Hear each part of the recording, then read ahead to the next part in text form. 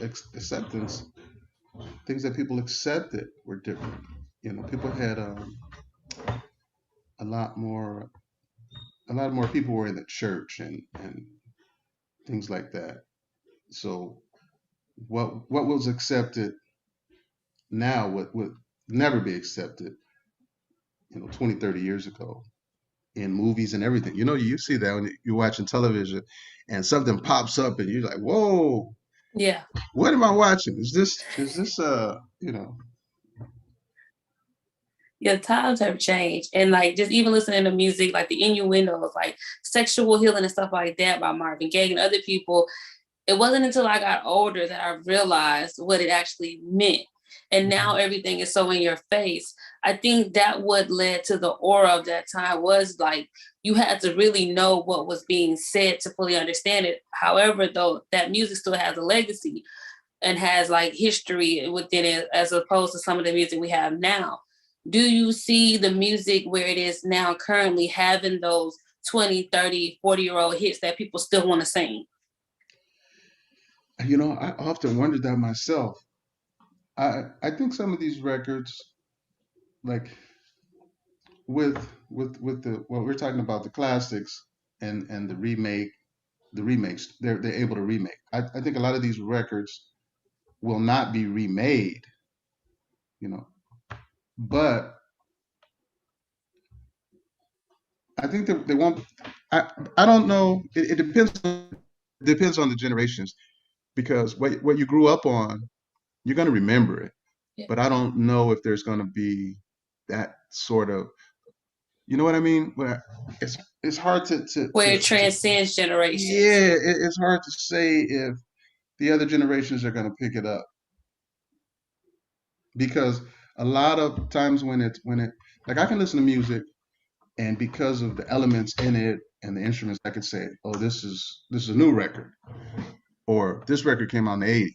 I probably never heard it before, or this record came out in the '90s. So with the records that are coming out now, if music keeps morphing and transforming, I don't know if there'll be like a 2000 station. You know what I'm saying? Maybe you will hear spot records on certain radio, like a Sirius Yeah. has that, but just blending in, it's hard to blend in like Little Baby with and the Marvin Gaye and the Beatles. It's hard to blend Yeah. that in. That's what I'm trying to say. So I don't know. So with the times changing and like record labels sort of becoming obsolete in the control, do you think that with the ones that are left that there still needs to be that artist development as opposed to now where if you make it on social media, then you're likely to get a record deal or the distribution deal or something like that? Well, that's the way it is now. I mean, the big labels have swallowed up all the little labels, and they're basically like two labels, two big labels. Everything else is under that, and now artists to get a record deal, it's the quick line to success, but your the profit margin is Smaller. is way smaller. You may make a record label 100 million, and you're happy to have five.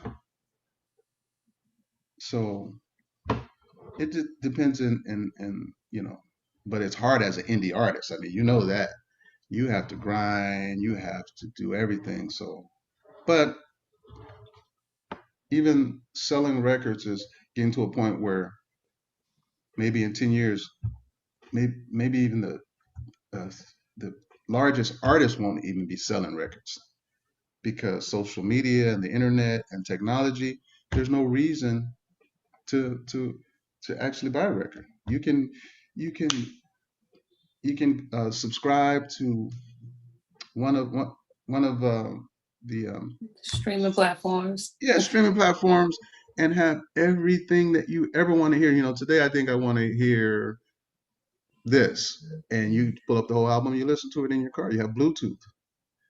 There's no need to pop a CD in, and it makes it. I mean, it's fantastic. So, but the major companies are always going to win because they can, you know, still it comes down to, because the deals they give now is like like it's not a record deal like a traditional record deal. It's like, okay, we're not selling any records, so what we're going to do is we're going to make you huge, we're going to put you on tour, and we control all your merchandise. We get a piece of the shirts, the tickets, everything that you do. So that's that trade-off. Do you see people needing record labels in order to properly market their music to be successful in the industry, or do you think that it's no longer as necessary as it used to be? Well, before it was impossible for you to do something like that on your own, close to impossible on a, you know, a world level. But with the internet, you can make it happen. But as we said, it takes a lot of work and it takes a lot of time. It's like if you weigh 300 pounds and you should weigh 100. You You you gotta you, you want to take a pill and everything just whoop, whoop, you know, versus getting out there at the gym every day and not eating this. It's work involved. So you can do it either way. But yes, the label has the ability to say, okay, you never heard of this guy before. He has good records. We're going to put him with these producers, and we're going to put the record everywhere. And they'll spend, you know, millions of dollars making it happen. And you'll hear that song on the radio or everywhere, to like we were talking earlier, till you're singing it, and wow, now this person can do other stuff. You know, they can market, you know, vitamin water, or they can market Beats headphones, and these guys are making massive, you know, massive amounts of money. You can sell gin and beer or anything, you know. So that's the part right there. You're going for the bigger picture, and that's what a major label can do for you real quick. But when you look, like a lot of these guys, you know, they have their money, and you know, they think that they've made a lot of money until they really find out we made 300 million. How come we only have three? And then they're upset and they, you know, screaming they got a bad deal. But you have to, you know, someone's going to get rich in the process, you know, and the people making it happen for you, they're going to get the bigger chunk. So it's a good thing to make it happen for yourself. So for people who don't know you or your family, what would you say is should be your family's legacy as well as yourself, and how would you describe your own sound? Well, the family legacy, it's the roots. They started in gospel, like, you know, the first era of artists. You know, all of those people came from church. Aretha Franklin, Bobby Womack, Sam Cooke, Otis Redding, everyone who was in music, because culturally we were really brought up in the church. You know, there were these. Uh, that's the way we were growing up. Your grandmother took you to church. Someone took you to church. It could have been the neighbor, but you were going to church. Church, yeah, all day, all Yeah. day at that. So the Temptations, all those guys. So that era moved into creating the first elements of music, and that's where they were. You know, they created the soul, they created the R&B, they were producing to the Teddy Pendergrasses, the Shaka Khan, the Bloodstone, all the Dramatics, all that stuff. My uncles and dad, they had a hand in that, you know. And then there was a live band era. They were still there through that, which was like the Slaves, as we said, and Ohio Players and those type of guys, Commodores. And now we've transitioned into everyone's a single artist. There's not really they're bands, but not in, you don't see young bands like, you know, the Baby go out and have a live show where it's bands and singers and that sort of thing. It's like track dates is what we used to call them when I was growing up. If my uncle went to a club and they didn't have the facilities for a live show, he grabbed the mic and sing over a couple of tracks, and that was the show. But the audiences wanted more than that. They wanted they just desired more in those days. Now you can do Coachella and have 100,000 people in the audience, and everyone on the whole entire The camera froze. show does it. Is it back? Yeah, it's back now. Okay. So you said 100,000 in the audience. And it's a track day.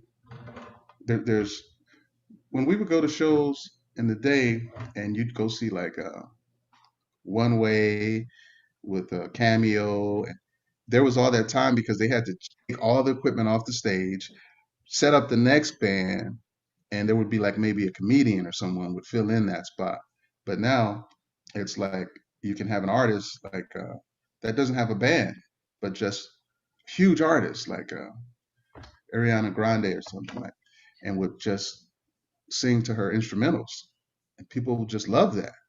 You could get booed off the stage in a different time zone, in a different era. Sam Cooke would have like a full orchestra. Sam Cooke's story is very funny. I was reading about him not too long ago. Speaking of like just that in general, like you said before, like the polished look, and then hearing about people's personal stories outside of it.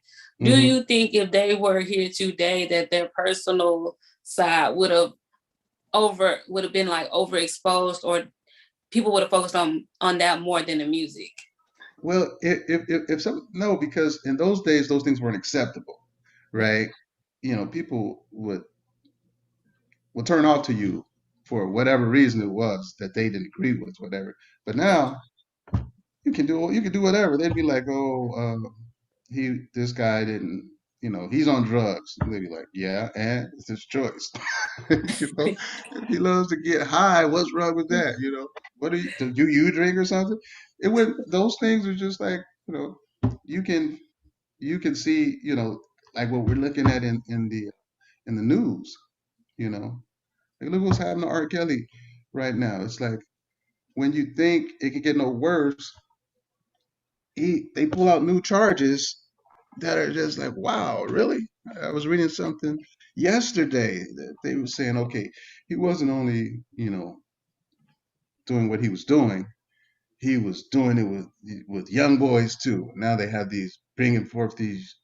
It's just, and people are still, they don't care about that. It's like, I still love his music. But if this was in the times we're talking about, oh, there'd be a lynch mob outside the plays. They'd be burning his records and all kinds of stuff. Yeah, because I was actually in New York because that's where he is in Brooklyn. So there's people that's still out there that love him and everything. But I think with R. Kelly, it's kind of hard because he has been across so many different genres and written and produced for so many people. It's almost like Michael Jackson. Even if you don't like him, you can't quite completely dismiss him in your life, because you might think this is maybe like, okay, I know like Celine Dion, for instance, where R. Kelly took her music off, but he's written for so many people in pop and country and gospel and everywhere else. It's almost like you would just have to dismiss a whole catalog of music. But, you have to, and you know that, but a lot of people don't know everything, so they're not going to shut down, like you said, Celine Dion, because they don't really affiliate that with R. Kelly. Yeah. But you don't hear R. Kelly on the people on stations like like you did before. I mean, and I agree. I mean, he has great music, but still the fact is that there, even with what side of the fence that you stand on, there are people that I don't care what he did, I love this music. And there would be like, you couldn't stand up and say that out loud, because then people wouldn't even like you. You know what I mean? In those days, it'd be like, oh, I'm not fooling with her anymore. You know what she said? What did she say? She said she's going to continue to play R. Kelly record. Oh, I'm not talking to her either. You could have got blackballed yourself for even voicing some So I mean, you get online, you hear it. I'm not gonna like I'm one of those people. You have to be realistic, and people are like, I don't want to listen to anything R. Kelly. Well, I'm like, you got a lot to go through to say you're not listening to R. Kelly. Exactly. And so they're like, how do you stand with all that? I say I stand with anyone. I'm just saying you got a lot of music to go through. To completely cut out that.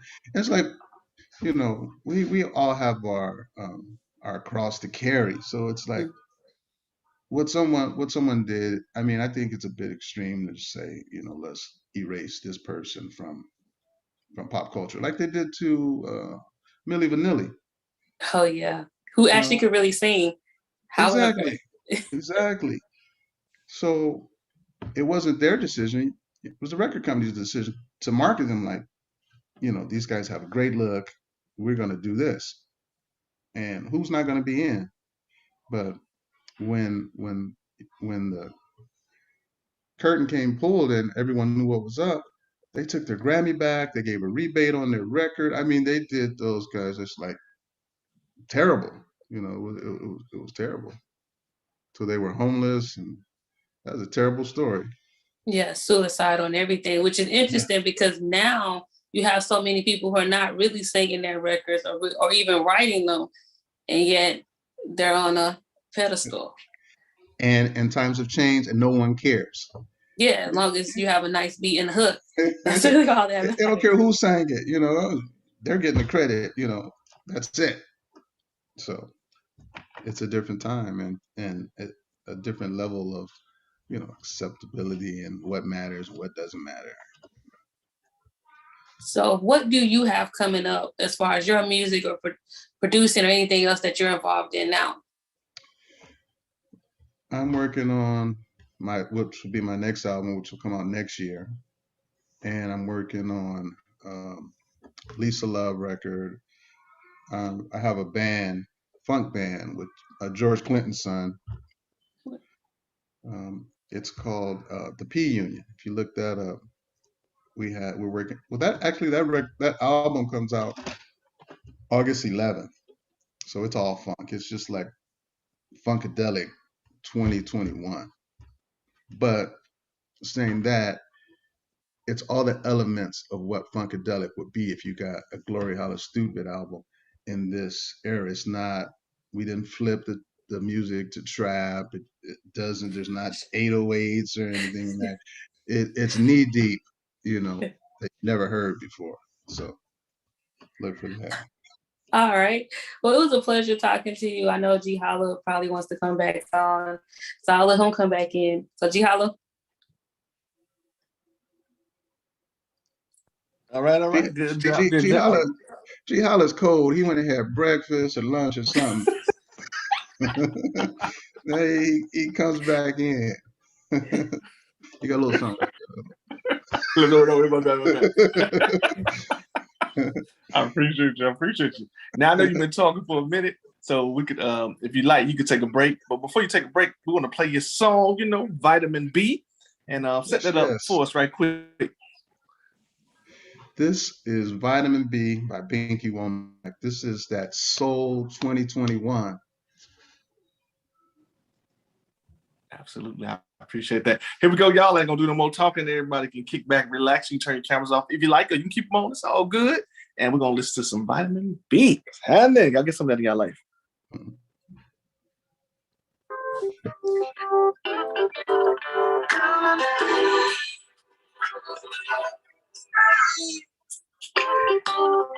Around the world, met a lot of girls, lots of conversations. What they think a man should be. The ones in your system, no way to kiss him. It's not free.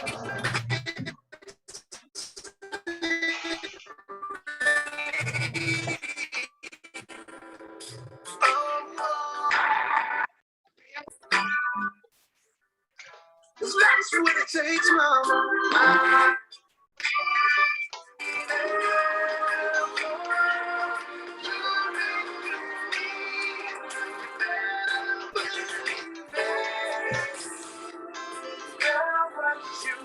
It's Vitaman. Let's take all of me. Vitaman.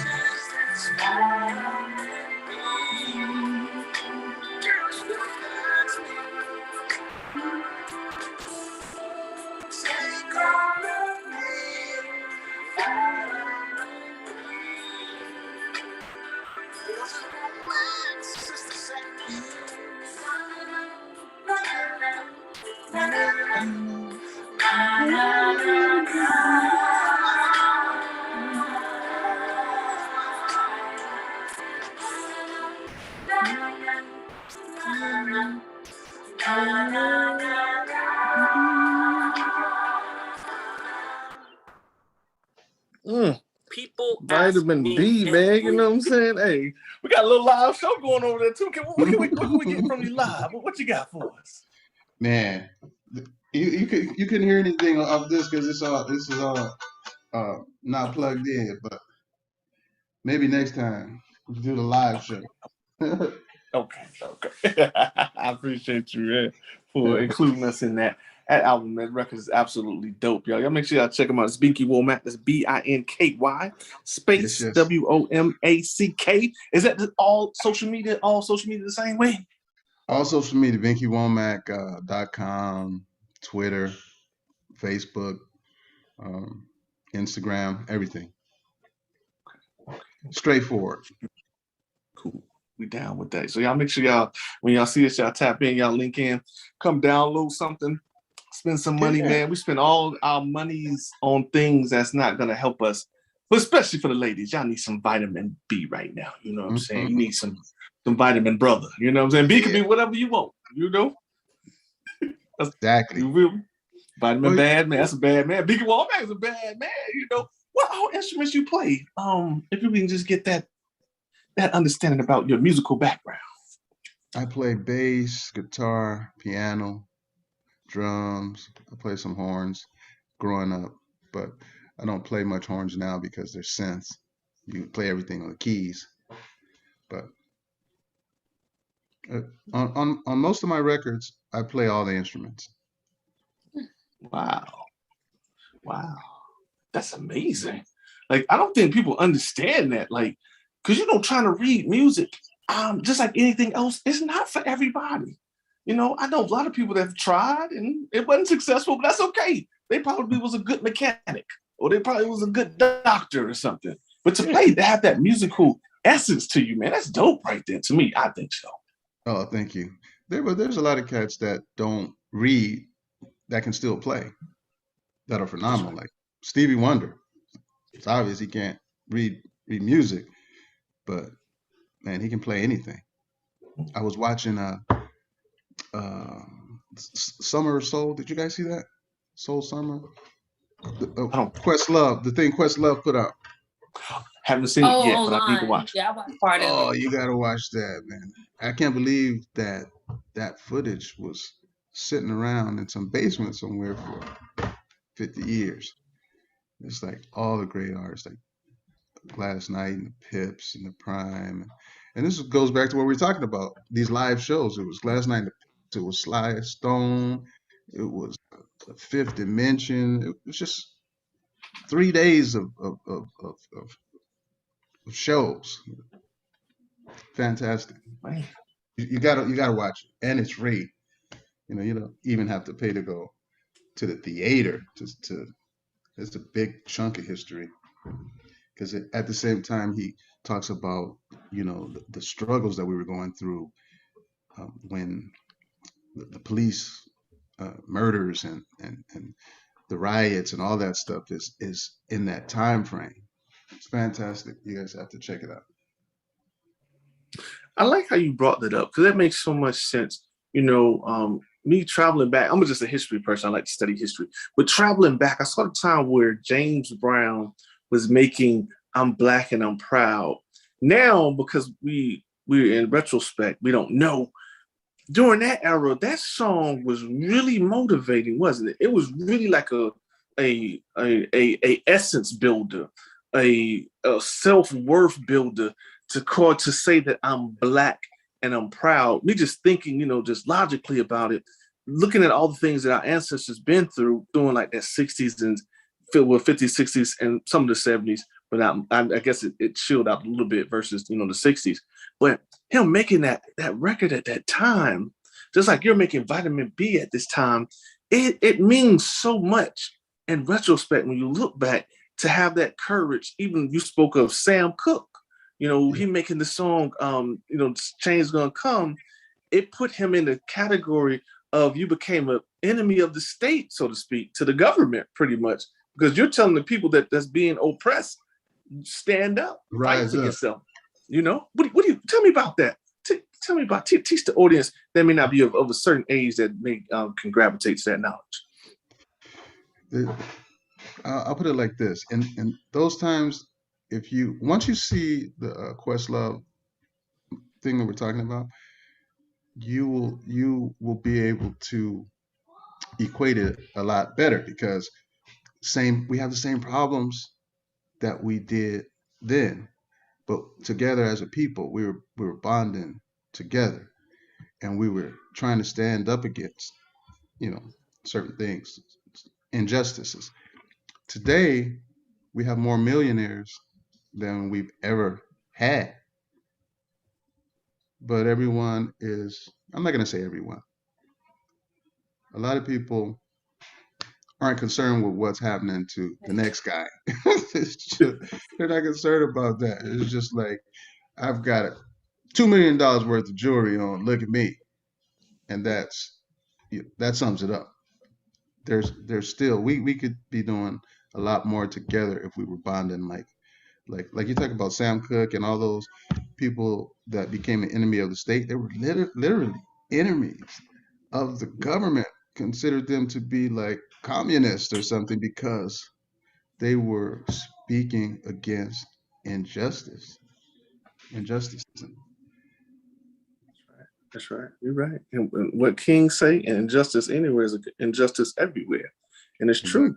You know, a lot of people in the other culture, you know, some of them may feel like, oh, because my skin looks indifferent from yours or different from yours, that I'm not under some form of oppression. But if you look back at it, whether you are, I only use this word for general population, slave, but really you was a prisoner.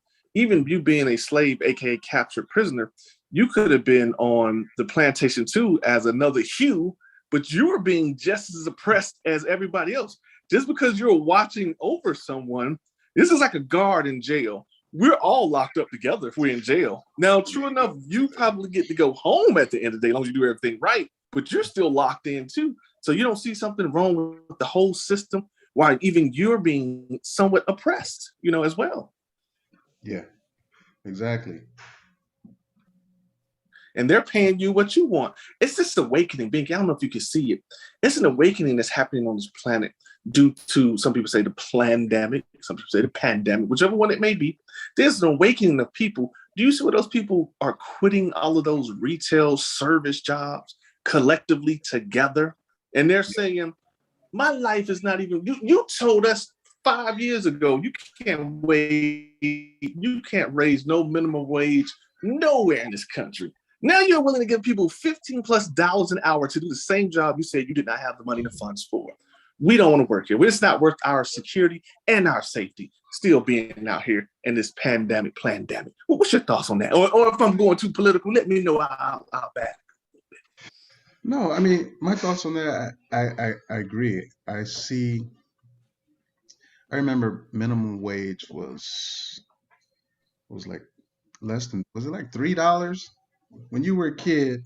If you got a job, what was the minimum wage when you guys? I never had a job in those days, but I remember it was like I think I went to McDonald's or one of those places to get a job, and when I found out it was like $3, I was like $3. It But was 5:15 when I started working. okay, so 5.15, and you worked your way up, and then you got to a certain level. How did you feel when they said, "Okay, we're going to make minimum wage $15"? Actually, I don't see a problem with it as long as everybody else's income goes up with it. Okay, but if a lot of things, yeah, that part right there, but they're not talking about putting everybody else's wages up $15 an hour. Now, if you was that guy who you started at that job and you've been there, say 8 years, and now because those raises are like a dime, a nickel, quarter, Yeah, they are. 10 cents, 15 cents, you get to the point you're making $11, or say, yeah, $11. And then now some kid is going to come in right next to you that's 15, and he's going to make $15 an hour right with you. You got to regret that. You got to, that, if you're making a lot more, you're just like, wow, well, good for those people over there. Good for the people, but the people that are actually had to grind and try to, work 2 or 3 jobs and go to school and do whatever, you're like, wow. It's got to be a certain type of feeling. I sympathize with Depends. those people. For me, I understand that, like, the dynamics, because I have 2 degrees and I don't make nearly nothing as what I should be making. So the grind never stops, but I'm also Exactly, that part. Black. So I always know that the standard doesn't apply to me. However, I've been to other countries where they make it livable for their citizens and residents. And it just Exactly. goes into the dynamics of this country in general, which I think is the problem. Well, I think a lot of people have problems with not that they were raising up the money and all that. I mean, that was part of it too. If you had to work through that to get to something like you were saying, but it's also about um, what that money, where that money's going to go. You know what I'm saying? Because if it's going to make everything around you go up as well. It's not just like minimum wage is going to go up, and then the Inflation price will of go rent, up, yeah, the price of rent and supply and taxes and demand. everything But is at the going is same going to go up. time, we paying politicians 6 figures a year to argue about one part of a bill. So Well, the money is still not being distributed. that's a whole different Bush issue. I mean, the politicians are yeah, they've been are raping you and And doing then you the in. wealthy, that like the 1% are not being taxed because they write it all off. So I feel like if distribution was better with money, then the economy could get back to what it used to be. Yes, some things would go up, but it'd be more people who are able to survive. Because if COVID showed anybody anything, is that you are not an exception. And then when people find out, others, I'm gonna say others for politically correct terms, find out what it's like to actually have to be on food stamps and get unemployment, all of a sudden is we need to have change. Meanwhile, there's been plenty of minorities who have had to survive, and you always, told to be pulled up by your bootstraps. But there are so many systems in place that will block that. Well, and that's a myth. Most people that are on food stamps, the majority are All not white. Black. They're white or Hispanic. Others. So that's one myth. But what you said around the world, it's about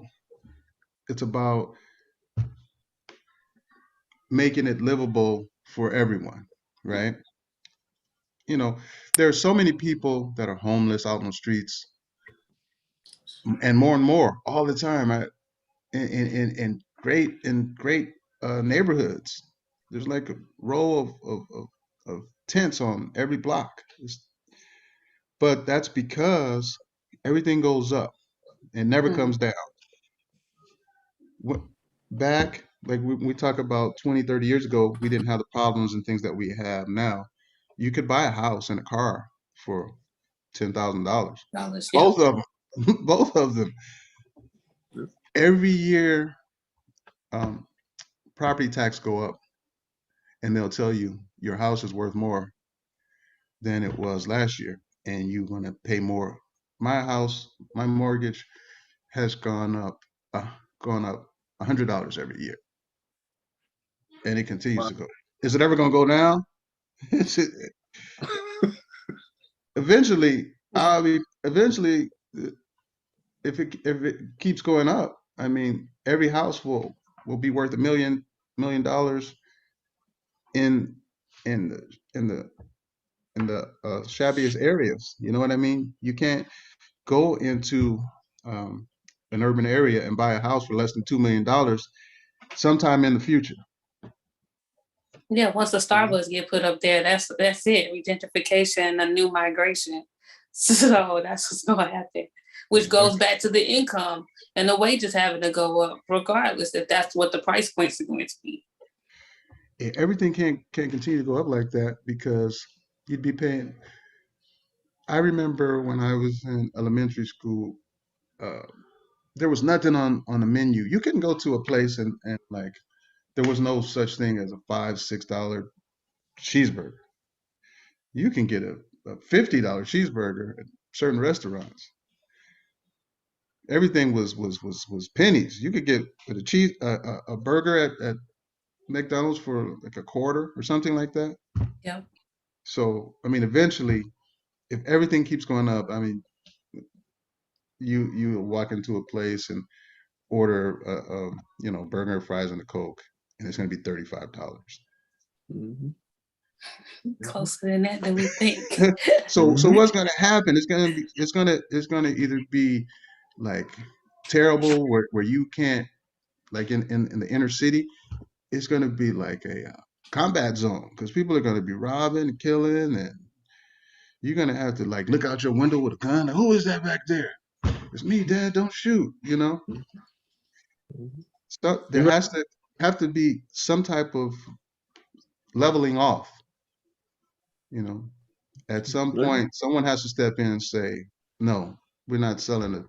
It's against the law to sell a hamburger," because this is why everyone's getting sick and all of these things because we're cutting the food supply with crap so we can sell more. You know what I mean? It's just not a good time.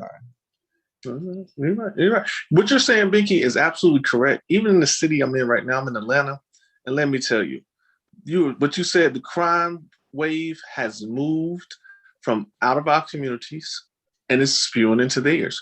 I don't know if you know much about Atlanta. There's a part where I know you're pretty sure you heard of the Underground, which is in the city, downtown Atlanta. Literally on the same road, Peachtree, I don't care what name it turns into at a certain point when you get to Midtown. Midtown is considered, at one point back in the day in the 90s, it was like the upper echelon of downtown Atlanta as you were moving, north, I believe. But going up Peachtree Street, you get to a certain point where, I'm gonna keep it real with you. It's a mall called the Lenox Mall. It's very big. They always had upscale items. You couldn't find no Foot Lockers or any of the typical stores the brothers and sisters that come from the hood would go and buy from. Now, out at the Lenox Mall, people are getting robbed. People are getting shot. People are getting killed randomly because of downtown Atlanta, where the places where the hood used to shop at, it's all closed. And it was closed before COVID because another company came down here and bought all that out. So there's no more really shopping places that are open along with the whole COVID situation. And the people are wondering, why is crime going up in these places? It's exactly what you just said. This is barren, just like in the movie Mad Max, like no gas, so to speak, no jobs, nowhere to shop. Where are you going to go? You're going to go where the gas is at, so to speak. So you're right. It's happening now, right here in Atlanta. It's a pressure cooker, and eventually, it's going to blow. The top is going to blow off. That's right. And I heard about LA. What you're saying? This has people out there, nurses, LPNs, whatever, medical healthcare professionals, living in what they call tent city, right there in LA. They're living under the bridges, and some of these people got 2-3 jobs because they cannot afford to live because of the price gouging and the housing out there. Yeah, it's terrible, man. It's like there are people that are just they were outsourced, with the COVID thing. You lost your business or you lost your house or you're behind so much that what do you do? And some couldn't work. It was it, it's bound to happen. It's a get left behind type thing. Either pay pay to play, get left behind because we feel as a society, a lot of people are just expendable. I mean, when you drive by and you see all these people that are homeless, they're not all drug addicts. They're not they're not all, you know, degenerates. These are people that just some people just lost it all.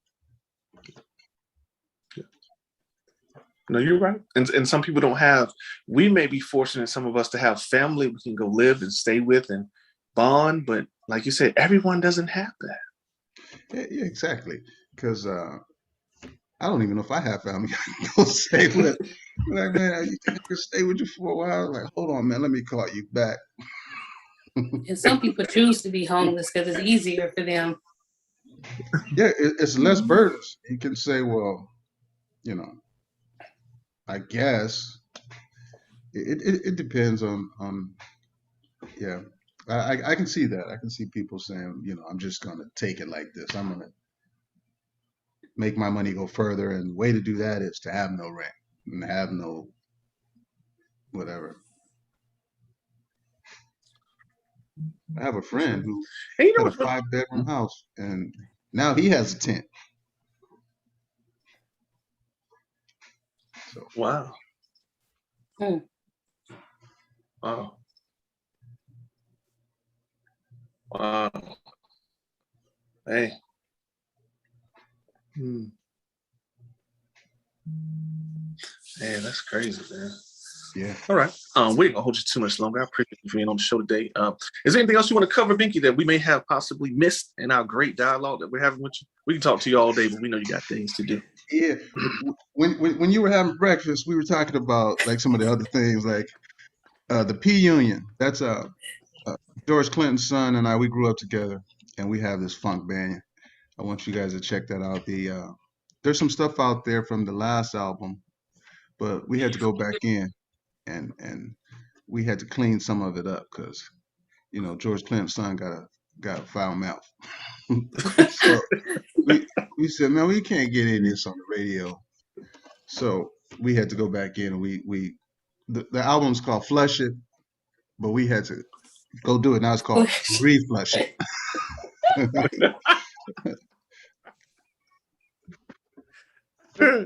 So check that out.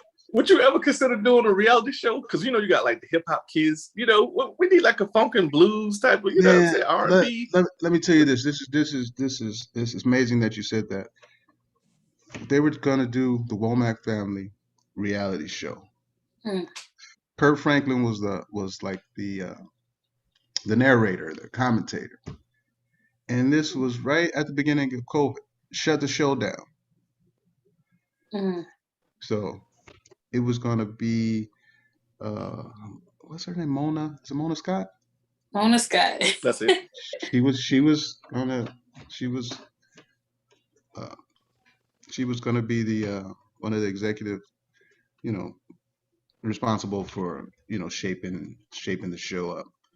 But yeah, so I think that probably will happen once everything gets going. But yeah, that was just like one of those bad breaks. You're like, we gotta have our old TV show. All right, yeah, here it goes. What? Everything was shut down. Well, I can't believe this. I can't believe it. Yeah, it's like when it's your year to get drafted to the pros and it's a lockout. You know what I mean?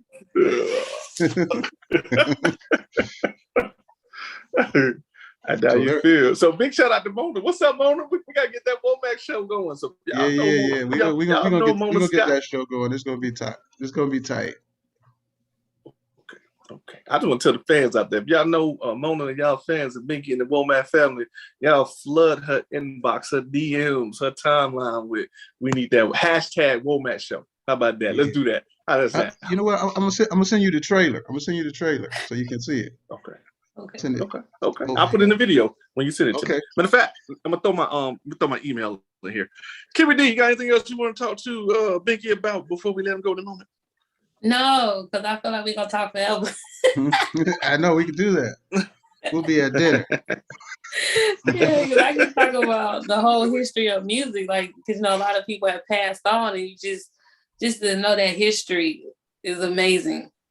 Yeah, let me tell you, it's like to reflect on something that you said earlier.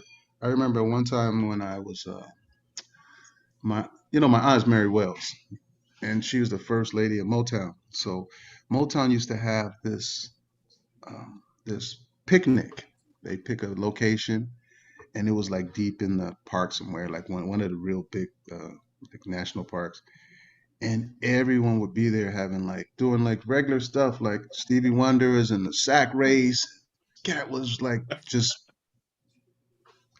the Commodores and all their family, just all of these people like that, and that was, and it's just like a barbecue with everyone there. You know what I mean? Temptations and stuff, and I miss those type of times. And like you were saying, all those people have passed on, and it's a different era. If we did that today with today's artists, you know what would happen. It'd be like, well, there was a shootout in the park, and it'd be terrible, man. You get all these cats. These cats have beef with each other for nothing, Nothing. Some of them even have just entertainment beef where it ain't real, where it's just doing it for the looks and the likes and the numbers. Because that's the new social media game, is to create drama, create something like there's some type of problem with you and someone else to get views for the monetization of it. And that's like having a violent beef with somebody at your job. We're gonna have to work together at, you know what I mean? At some point we're gonna be face to face. And that was something that I noticed in these times, when backstage used to be a safe place. There were just artists, nobody was threatened, and there was safety, and it was the green room there was something great going on in the green room. But now you go, if you're backstage at an event, it could get ugly. It's worse than maybe being in the audience, Mm-hmm. You're right. It goes down. When they say go down the dim, you're right. It goes down the back room, the PR too, the green room as well.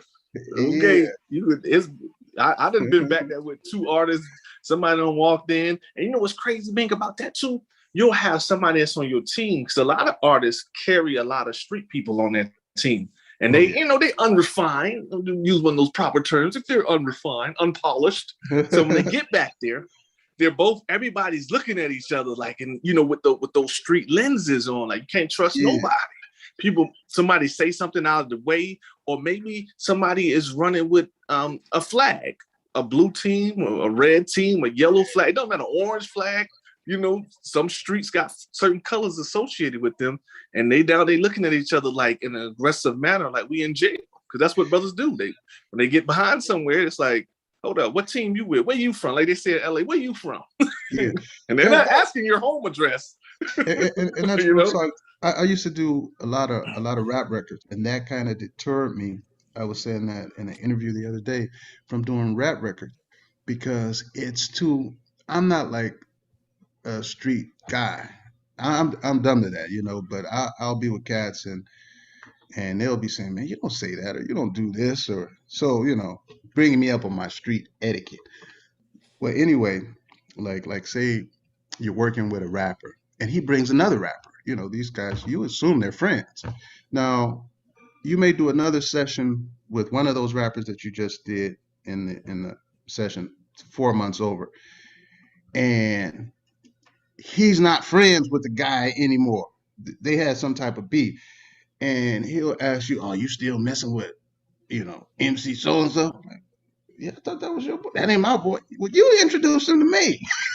Oh, well, you messing with him. It's like, I can't keep up with all that stuff, you know, or cats coming in saying, hey, got to put their gun on the table. Let me put my gun on the table.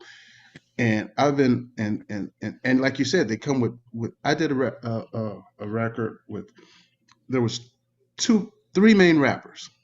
And they came to my house because we were just going, I just figured we'd just lay the vocals at my house.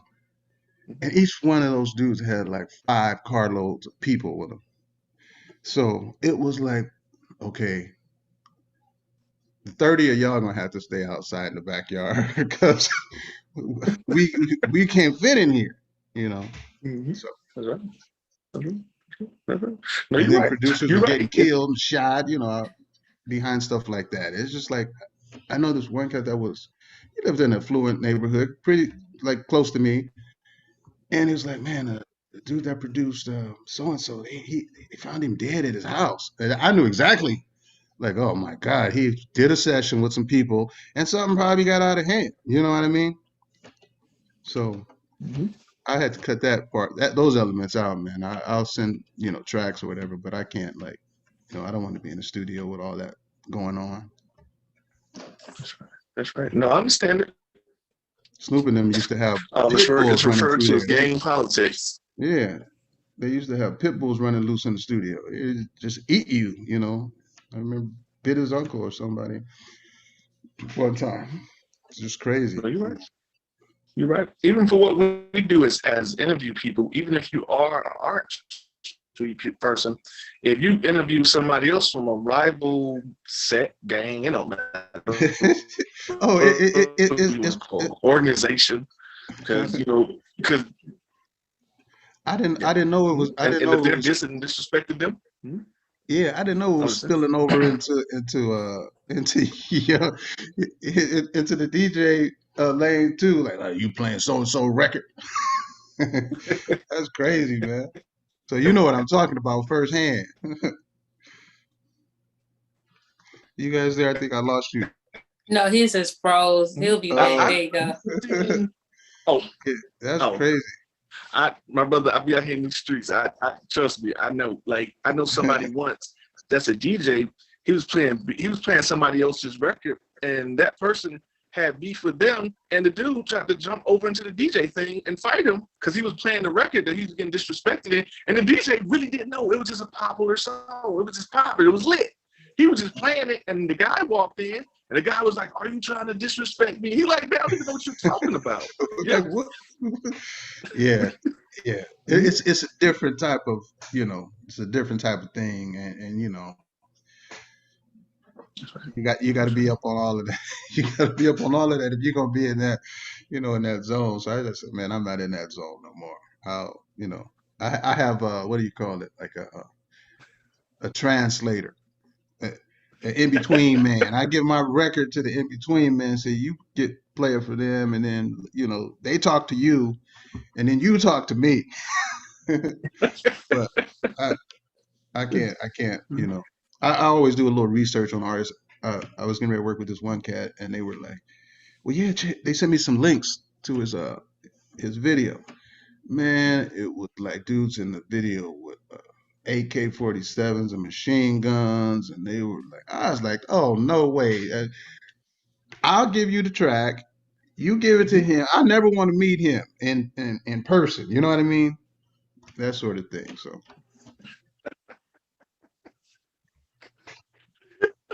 I don't blame you. It can get kind of crazy. I just want to say this, rest in heaven to this guy. You can look him up later.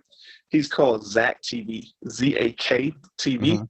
He was out in Chicago, and he was interviewing a lot of the BDs and the GDs, Gangsta Disciples, and excuse me, Disciples. So you could just see he was going into the neighborhoods because he was from Chicago, but still, you ain't from that hood. Could be from a hood, but you ain't from that one. And he was interviewing different people, and he was getting threats from different gang sets up there. He ended up getting killed. I don't know what was the reason why, but he was a rival gang ended up killing him. Well, it's a deeper story than that. That's what they tell people, but you know, I don't want to put that out there. But long story short, yes, we can say that for now. But it's a real deep story. So yeah, I saw it on Netflix.